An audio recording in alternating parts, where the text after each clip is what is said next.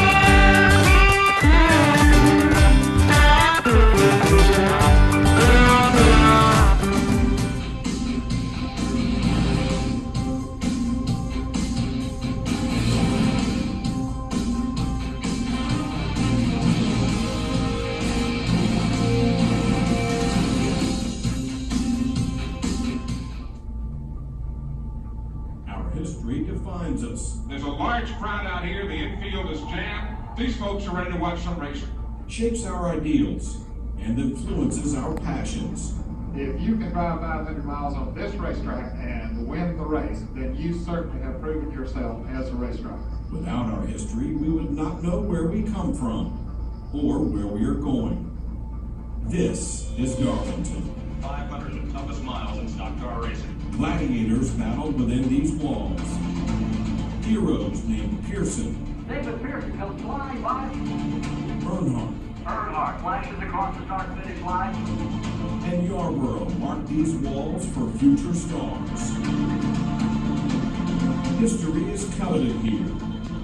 On these hallowed grounds, legends were born. They touch, they bump, they hit for turn number one training sheet metal. Terry Labonte wins at Darlington. The 2003 Southern 500 will go down as one of the most popular victories in NASCAR Winston Cup history. And dreams were shattered. From turn number 4 to good Boyer spins to the inside. Now they're crashing into turn number 1. It's Kevin Harvick. Harvick is in the fence. Heavy duty damage on the right side of Budweiser Chevrolet. And they open the captain Jimmy Johnson. A hard shot at the outside turn 3 wall. Here we honor our history and use it to help shape our future. Because it's about where we come from and where we are headed. At Darlington.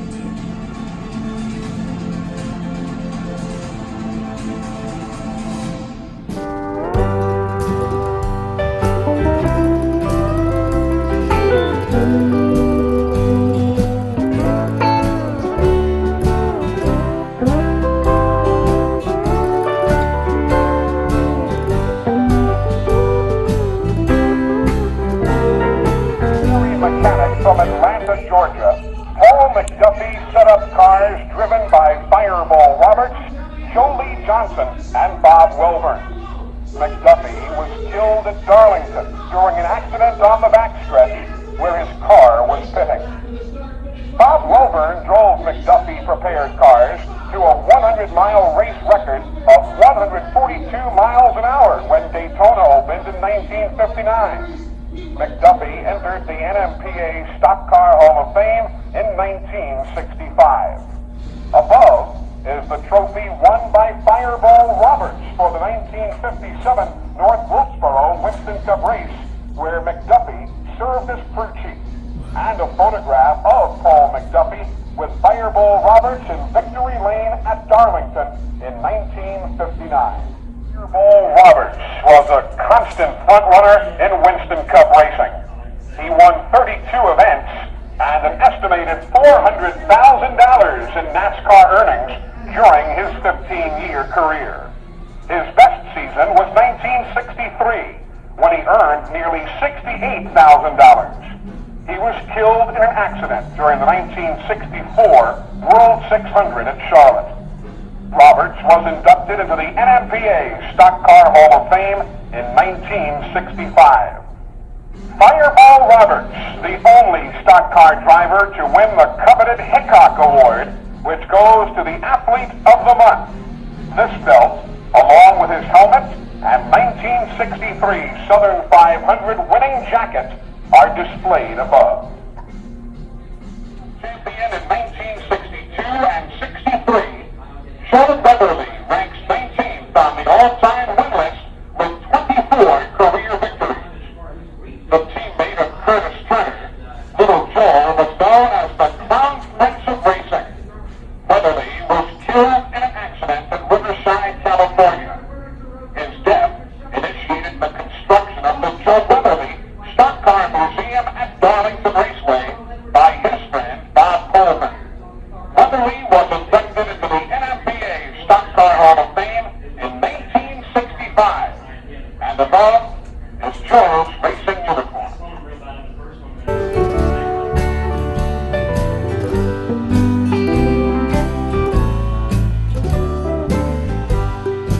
Red Byron was the first Winston Cup Series stock car racing points champion back in 1949. Byron also won the first NASCAR-sanctioned race on February 15, 1948, in a Dodge prepared by Red Vote. Byron, probably more noted for his victories on the NASCAR modified circuit, won that championship in 1948, winning 11 races and finishing second 5 times. Byron was inducted into the NMPA Stock Car Hall of Fame in 1966. Above, from Byron's famous racing career, is his racing helmet.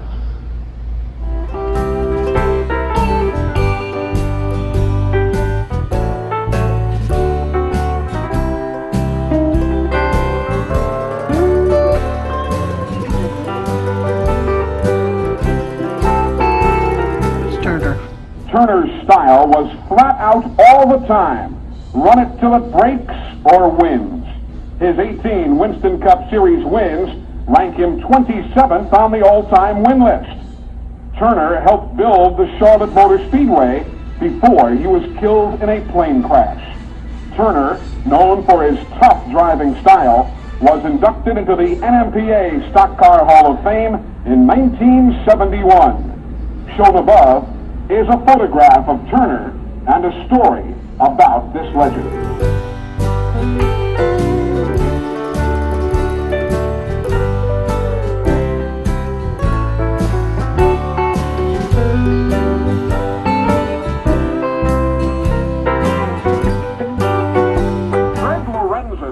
Chicago driver made his mark by capturing the USAC Points Championship twice.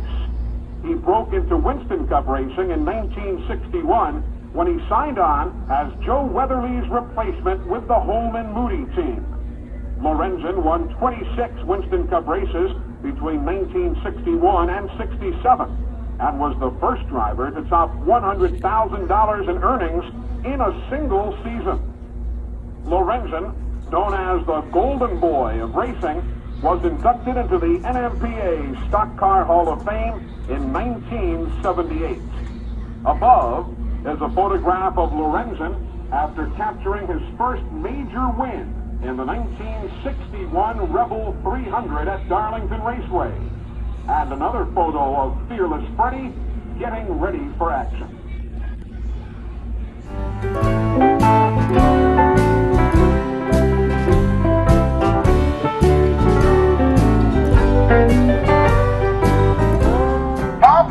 Was called the best driver in the Flock family by his driving brother Tim. Bob won more than 200 modified races and 4 Winston Cup events before being forced to retire because of a neck injury he suffered at Martinsville Speedway. Flock was at the height of his career when the injury occurred. He was inducted into the NMPA Stock Car Hall of Fame in 1981. Above is a photograph of Flock in 1955 at the Darlington Raceway, carting a boat motor through the pits, and another photograph of the Flock brothers with Bob on the right.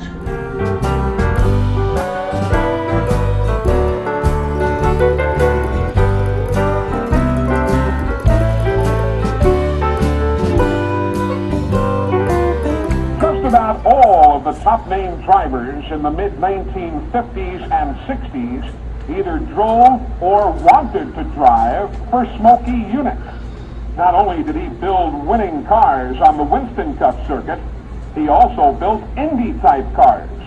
The team of Yunick and Fireball Roberts became the most feared team in NASCAR. Yunick, inducted into the NMPA Stock Car Hall of Fame in 1984, has donated his famous cowboy hat, which is shown above.